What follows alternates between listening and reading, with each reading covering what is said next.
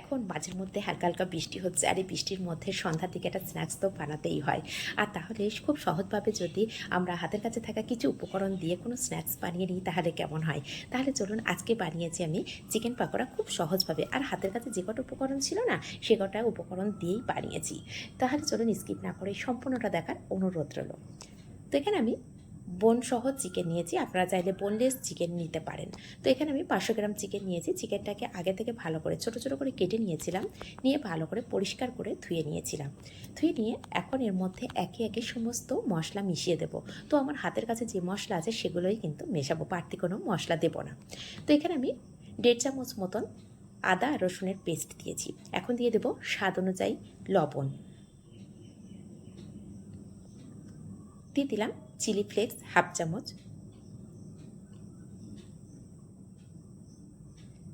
দিয়ে দেব জিরে গুঁড়ো হাফ চামচ। আর এখানে একটু পরিমাণে বেশি হাতের কাছে কাসুরি মেথি ছিল, সেই জন্য কাসুরি মেথি দিয়েছি। যদি আপনাদের হাতের কাছে কাসুরি মেথি না থাকে সেক্ষেত্রে গোলমরিচের গুঁড়ো বা ধনের গুঁড়ো এগুলো ব্যবহার করতে পারেন। হাতের কাছে কিন্তু সবার হাতের কাছে এগুলো থেকেই যায়। তো আমার কাছে কাসুরি মেথি ছিল, এর একটা আলাদা ফ্লেভার আছে সেটা তো জানেন, সেই জন্য আমি বেশি মশলা ব্যবহার করিনি। আর এখানে হাতের কাছে টক দই ছিল, আমি 2 চামচ টক দই ব্যবহার করেছি। আর স্বাদ অনুযায়ী গুঁড়ো লঙ্কা দিলাম, আর সামান্য একটু হলুদ দিয়েছি। দিয়ে হাত দিয়ে খুব ভালো করে ম্যারিনেট করে নিচ্ছি। আর এভাবে প্রত্যেকটার মধ্যে হাত দিয়ে মাখিয়ে নিচ্ছি, যাতে করে প্রত্যেকটা মশলা প্রত্যেকটা চিকেনের মধ্যে ভালোভাবে যায়। এখন হাতের কাছে যদি সময় কম থাকে সেক্ষেত্রে কিন্তু এইভাবে রেডি করে নিতে পারেন। এখন সবশেষে আমি দিয়ে দিলাম গরম মশলা। গরম মশলা দিয়ে আমি এখন এটাকে ঢাকা দিয়ে 15 থেকে 20 মিনিট রেখে দেবো। যদি হাতের কাছে সময় না থাকে সেইটা রাখার দরকার নেই, অল্প সময়ের মধ্যেই আপনারা রেডি করে নিতে পারবেন।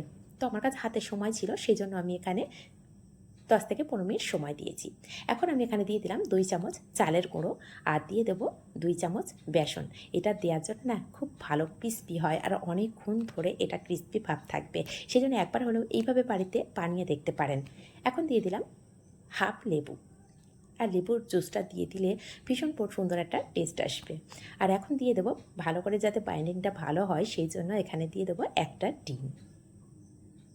দিয়ে আবারও খুব ভালো করে এটাকে মিশিয়ে নেব, যাতে করে ভালো করে প্রত্যেকটা চিকেনের মধ্যে এই চালের গুঁড়ো আর যে বেসনটা দিয়েছি বা ডিম দিয়েছি প্রত্যেকটা ভালো করে কোট হয়।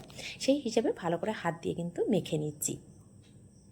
আর আগেই বললাম, যদি হাতের কাছে বেশি সময় না থাকে সেক্ষেত্রে কিন্তু আপনারা সঙ্গে সঙ্গে রেডি করে নিতে পারেন। আমার হাতের কাছে সময় বেশি ছিল বলে কিন্তু এটা 15 মিনিট রেখে দিয়েছি। তো এখন গ্যাসের উপরে কড়া বসিয়ে দিয়েছি, তাতে পরিমাণ মতো তেলও দিয়ে দিয়েছি, আর তেলটাকে ভালো করে গরম করে নিয়েছি। গরম করে নিয়ে এখন এর মধ্যে দিয়ে দেবো একে একে যে চিকেনগুলো ম্যারিনেট করে রেখেছি বা মিশিয়ে রেখেছি সমস্ত মশলা দিয়ে সেটা দিয়ে দিলাম। তো যতটা পরিমাণে একটা কড়ার মধ্যে দেওয়া যায় ততটাই আমি দিচ্ছি, খুব বেশি পরিমাণে দিচ্ছি না। তো প্রথমে হাই ফ্লেমে একটু দিয়ে দিলে কী হবে, একটার সঙ্গে একটা লেগে যাবে না।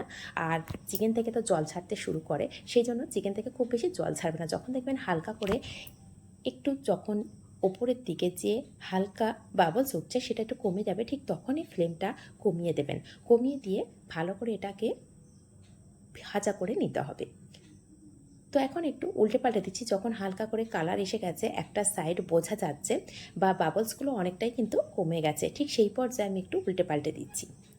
এইভাবে উল্টে পাল্টে সমস্তটাকে হালকা কালার করে ভাজা করে নেব। আর ফ্লেমটা কিন্তু মিডিয়ামে রেখেছি, যাতে করে চিকেনটা সিদ্ধ হওয়ারও ব্যাপার থাকে, হালকা করে সিদ্ধ হয়ে যাবে আর খুব ভালো ক্রিস্পিও হবে। তো এইভাবে সমস্তটা একটু সময় ধরে ভাজা করে নিতে হবে, খুব তাড়াহুড়ো করলে হবে না।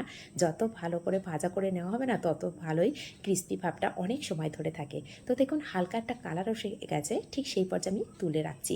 এখন কিন্তু সম্পূর্ণ কালার আসেনি, এটাকে আবারও একবার ভাজা করে নেব, তবে কিন্তু ক্রিস্পি ভাব আসবে।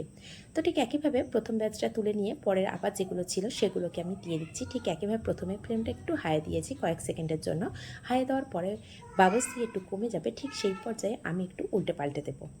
উল্টে পাল্টে দিয়ে দেখুন ঠিক একইভাবে খুব বেশি কালার না করেই কিন্তু আমি তুলে নিচ্ছি। তো সমস্তটাকে তুলে নিয়েছি, আর এখানে রেখে দিয়েছি একটা স্ট্রেনারের মধ্যে, আর অনেকটাই ঠান্ডা হয়ে গেছে। এদিকে তেলটাকে আবারও আমি গরম করে নিয়ে ঠিক এইগুলোকে আবারও একবার ভাজা করে নেব। আর এখন আমি হাতে নিয়ে দেখিয়ে দিচ্ছি কালারটা কেমন। আর যখন সম্পূর্ণ ভাজা হয়ে যাবে তখনকার কালারটা দেখে নেবেন।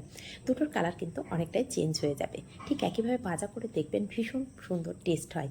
আর খুব সহজে বাড়িতে বানিয়ে নিতে পারবেন। অল্প কিছু চিকেন থাকলে কিন্তু বাড়িতে বানিয়ে নিতে পারবেন।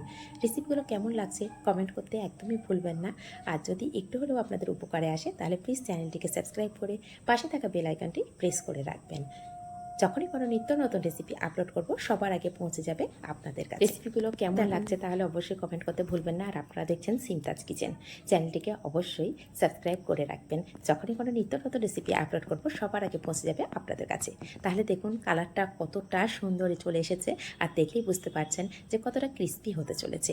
একবার হলো বাড়িতে এইভাবে বানিয়ে রাখতে পারেন। আর যদি মনে করেন বাচ্চারা সবসময় বায়না করে, তো যখন আমি হাফ ভাজা করে রেখেছিলাম না, ঠিক ওই পর্যায়ে রেখে দিতে পারেন ফ্রোজেন করে। বাচ্চারা যখন চাইবে তখনই সঙ্গে সঙ্গে নিয়ে আবারও ভাজা করে দিতে পারেন। তো প্রথম ব্যাচটা ভাজা হয়ে গেছে, আবার দ্বিতীয়টাও ঠিক একই রকমভাবে ভাজা করে নিচ্ছি। আর দুটোর কালারটা একটু দেখিয়ে দিলাম। এখন আমি সার্ভ করে দেখাচ্ছি। দেখুন দেখতে কতটা সুন্দর হয়েছে। বিশেষ করে দেখতেই সুন্দর হয়নি, খেতে ভীষণ ভীষণ টেস্টি হয়েছে। একবার হলো বাড়িতে এইভাবে বানিয়ে দেখতে পারেন। আর আমি সস দিয়ে সার্ভ করেছি। আপনারা চাইলে এখানে ধনেপাতার চাটনি দিয়েও কিন্তু সার্ভ করতে পারেন। তো এখন আমি সামান্য ওপরে একটু চাট মশলা ছড়িয়ে দিচ্ছি, আর সামান্য একটু বিট লবণও দিয়েছি। দুটো দিয়েছি, দেওয়ার পরে এখন আমি সার্ভ করে দেখাচ্ছি। আর ভিতর থেকে কতটা সফট হয়েছে সেটা দেখেই বুঝতে পারছেন। দেখুন চিকেনগুলো কিন্তু একদম ভালোভাবে সিদ্ধ হয়ে গেছে। তাহলে কেমন লাগছে রেসিপিগুলো অবশ্যই কমেন্ট করতে ভুলবেন না। আর নিত্য নতুন রেসিপি পেতে চ্যানেলটিকে সাবস্ক্রাইব করে রাখবেন। তাহলে আজ এই পর্যন্ত, আবার আসবো নিত্য নতুন রেসিপি নিয়ে। ধন্যবাদ।